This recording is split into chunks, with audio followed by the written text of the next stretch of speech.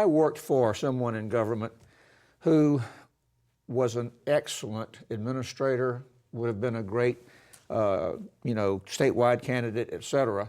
But he was not particularly, he didn't like the limelight a lot, but he would have been great if he could have run. Right. Do you think that just because someone is good on television or good at debating, does that necessarily mean that that person, he or she, could be necessarily a great president or whatever? The Rick Perry argument. I'm not a good debater, but that doesn't mean I couldn't be a good president. Right. Well, this is a great question, Steve. And I remember in my political science class in college, we studied the televised debate between John F. Kennedy and Richard Nixon in 1970.